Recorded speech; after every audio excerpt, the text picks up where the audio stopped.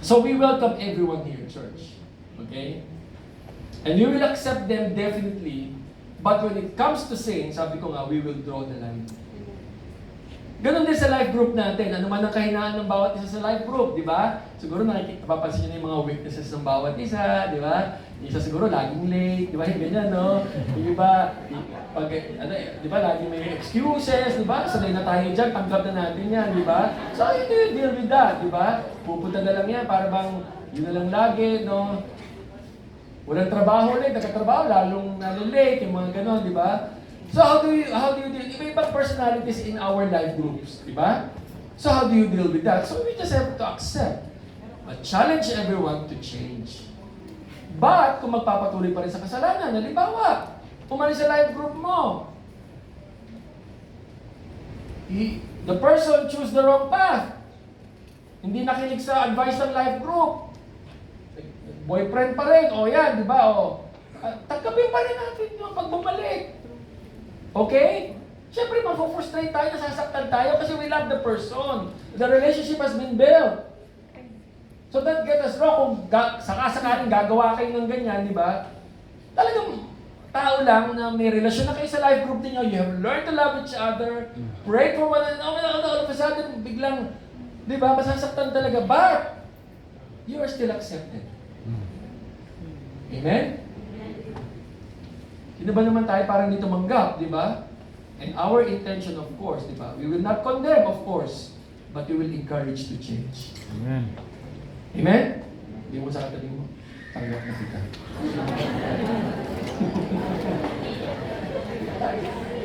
Okay? You are accepted. Nag-gets mo natin, hello? Naiintindihan mo natin? Alam mo sa life group, talagang especially, alam niyo, kapag ang life group, if we are not growing, alam na nga natin si brother. Okay. Sa life group, if we are not growing, di ba? Parang if you so decide na tayo na lang, naku, lalo yan, di ba? Walang excitement if you're not growing eh. The tendency is that you will always find time to see the weakness of each one. Right? Oh, late naman si ano, ganyan, di ba? Oh, lakas kumain yan, hindi mo nagbibigay, mga gano'n, di ba? So, ibig sabihin, just naman, tanggap naman natin lahat din eh. But if we are growing together, if we are growing, ang sarap pag lumalago. Amen. Tandaan nyo, wala nang ibang tatanggap, maliban sa pamilya mo, of who you are, of who we are, but your life group. These people who have learned to know you, who have learned to understand you, journey with you, and accept you. Tapos aalis ka pa. Saan ka pa makakahanap ng ganung mga tao na alam mo? As long as, sabi ko nga, ang life group hindi mo parang husga. The loving arms, you will still welcome, regardless of whatever. Yun ang ating sinusunod. Okay? Nagkakaintindihan? Okay, sa pangatlo, so meron tayong model, si Jesus. Siya ang ating standard. So, walang preference. Okay? Lahat tanggap ni Lord. Tayo tatanggapin natin by the grace of God. And then lastly, the motive why we accept. We accept because so that God will be given glory. Church, at the end of the day, we all do this. Kahit masakit, di ba? Sabi ng Bible eh. No? Talagang, by God's grace, learning how to accept somebody different from you. At the end of the day, we do this to honor God. Amen. Wala nang iba. Panginoon, para sa iyo, I will do this. Ganun. No? Hindi para sa LG to. Ito ha, pinakausapan ako. Hila ko na yan sa ating leader eh. Tingnan, napalawag na kita. Hindi lang nakailang siya yung pastor dito. Hindi yun. Kay Lord, si Lord ang intention natin, siya ang motive natin. Our intention is to make God happy. Okay? Look what happened to the Samaritan woman. Yan, ito na nangyari. Tingnan natin, ha? Ano nangyari sa kanya, no? Tandaan natin, pagdating sa acceptance, sabi ko nga, this is, accepting one another is our obedience to please God. Kapatid, kahit napakasakit man sa akin, gagawin ko because I want to please God. I want to honor God. Diba? And the Lord will help me. Okay? Okay, let's go. What happened to the Samaritan woman? Okay? So, because of this unforgettable encounter with Jesus, sabi ko nga, never before in her life, di ba, na nagkaroon ng ganitong connection with the Jew, di ba? She felt accepted for the first time in her entire life. She felt accepted, di ba? So what's the feeling right now? Anong ginawa niya, no? Tingnan natin yung text, no? Okay? Sabi doon, the woman left her water jar beside the well and ran back to the village. Tingnan nyo, may village yung mga Samaritans. Grabe, ano kaya? Meron silang barangay, no? Siguro ang pangalan ng barangay nila, B.O. Hindi ba, Teodor? Barangay outcast. May sarili sa, di ba, ibig sabihin, dyan yung mga talagang rejected. Pinuntahan niya, she was so excited, telling everyone, sabi niya, come and see a man who told me everything I've ever did. So people came streaming from village to see him. Di ba? Siya mas, alam niyo na niya, para ba nung tumatakbo siya, sabi niya, uy, bakit? Sige. Hindi makapagsalita kasi sobrang excited, di ba? Grabe! Parang I encounter a prophet, the Messiah. And know what happened? From that city, many of the Samaritans believed in Jesus because of the word of the woman who testified. See? Wow! Kita nyo? Ano nangyari? By believing in Jesus, God was honored. Kita nyo nangyari? Ang effect sa isang taong nakaranas ng pagtanggap. At anong effect kapag ang taong nakatanggap ng rejection? Diba? Halimbawa sa simbahan, the person felt not welcome. He felt rejected. Alam mo yun, yung kaya nga, sa mga VIPs po, tawag namin sa inyo VIP, no? Kasi very important people kayo. Gusto namin, special kayo. Eh, tinawag namin kayong VIP. Baka VIP, kami muna kakain, ha? Kami muna. Diyan muna kayo. Diba, pangit yun. Diba? Diyan muna kayo. Okay, CR, sama lang yun. CR sa labas po. May bayan. Okay? Ang pangit nun, diba? So, ibig sabihin dito, as much as possible, diba? That's why we call you VIP, because you are very important people to us. And to everyone, kahit di kayo mga VIP, to as much as possible, sabi ko nga last time, people matter to God. Hello? Kaya pa natin Life Harvest Church eh. Kasi we are trying to harvest lives for Jesus. So one way is your acceptance. No? See what happened at the end? Jesus was honored. God was honored. They started to believe, grabe pala ang Diyos nila. For many years, hindi nila naiintindihan yun. Until Jesus connected to them. Amen? Grabe, no? By believing in Him, God was honored and pleased. Alam nyo, sino dito mga dog lovers? Di ba? Grabe kami. Ang aso, di ba? Kasi yung aso nila yung mga aaskan, hindi po. Mga may aso kasi kami, para si Eko. Letter E yun kasi alam niya anak ko, ABCD, di ba? Abibaya, Caleb, Daniel. So yung E namin kay Eko. So bukas birthday niya, 7 years na siya, namimiss namin si Eko. Dali mga karapatan niya natin. So rin magpapasok kami, tuwan-tuwa yan, di ba? Yung buntot niya, mga kahit may ulo mo, mga gano'n, di ba? Mamaya na ikaw, mamaya na. Lalapit ulit yun, di ba? Tuwan-tuwa. Ang sarap ng aso. Alam niyo ba? May research na ginawa sa mga aso. Research done with the dogs. Ang palatandaan ng aso ay nagre-respond ng tama. Paano mag-respond ng tama ang aso, di ba? Sa pag-aaral, malalaman daw, the dogs will know how much you love his master, how much you love his master. Paano daw yun? Kapag naiwan ang pinto ang bukas, walang bantay. Okay? Yung aso, hindi lalabas. Ilalabas. Kikilos yan o lalabas yan, okay? Lalabas yan kapag dumating ang amo niya. Kuha nyo? Hello, nakuha nyo ba?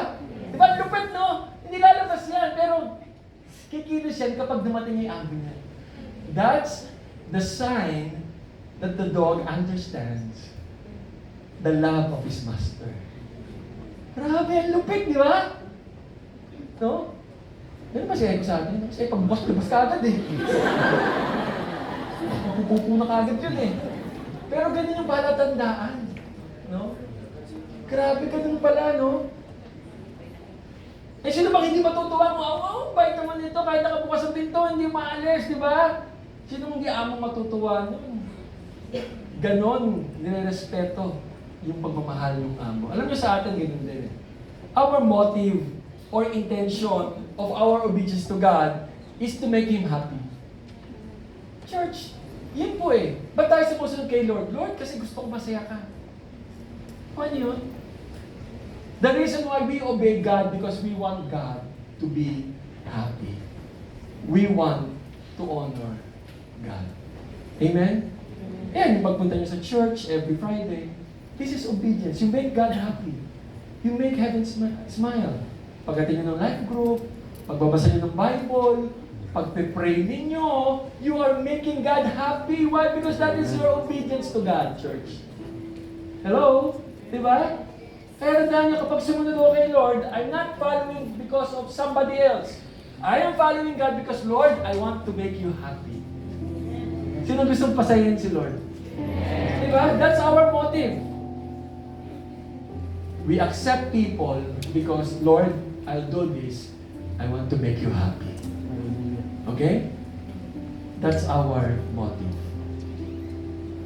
Acceptance is very important, church. Let me end with this story.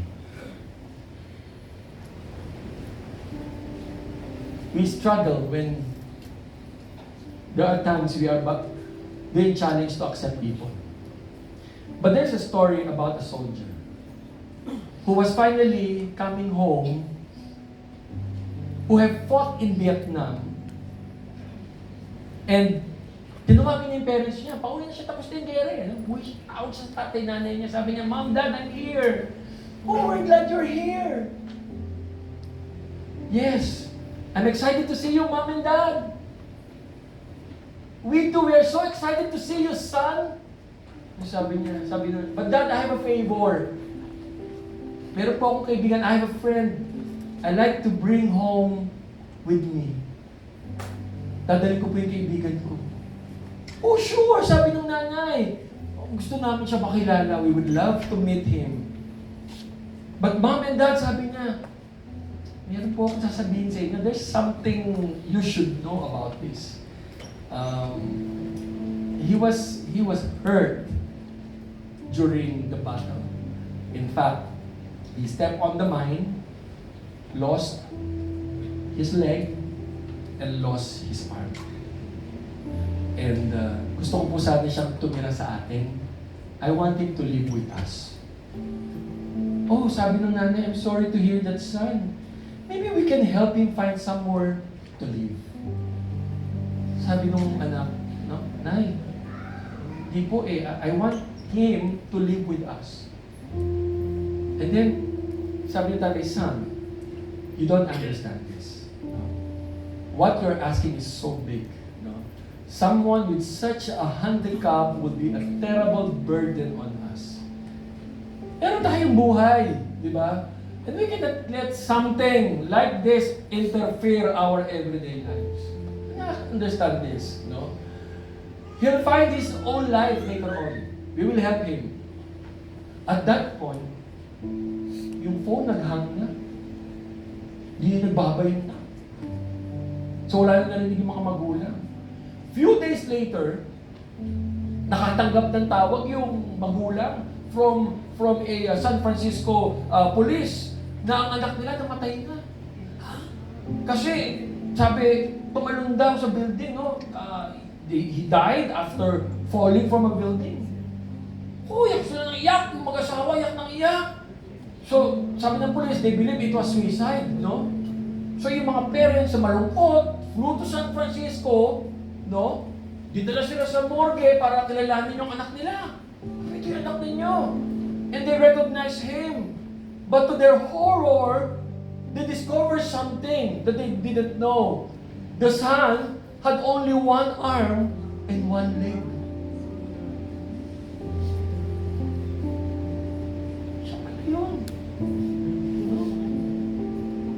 You know, minsan, the parents in this story are like many of us. No? Para bang we find easy to accept people who are good-looking, diba? Ang daming achievement sa buhay, fun to have around. Pero pag somebody na kakaiba, ayaw na natin. Para bang I have nothing to do with you. Well, I want us to go back to what the Lord has done for us, church. How did Christ accepted us? With the kind of life that you have, you were welcomed by God. Now it's about time for us to welcome others regardless, church. I want us to stand right now. And like what I've said po kanina, if there is somebody right now, let's just bow down our heads. If there is somebody na sabi ko kanina, you feel that this person is really different from you, maybe your life group yan. Maaaring kasama mo sa life group yan. In fact, gusto mo na nga lumipat kasi ayaw mo siya makasama. Or I do not know, maybe sa loob ng simbahan.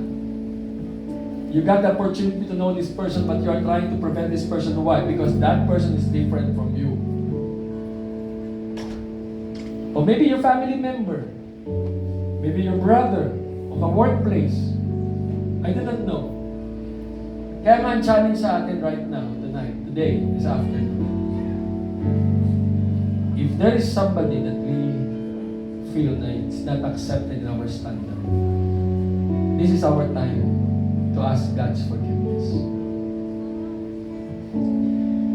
Let God forgive you as you ask and confess your sin before God. Church.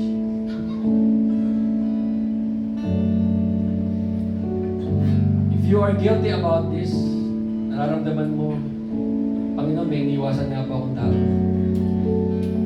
Kasi ayaw mo yung temper niya.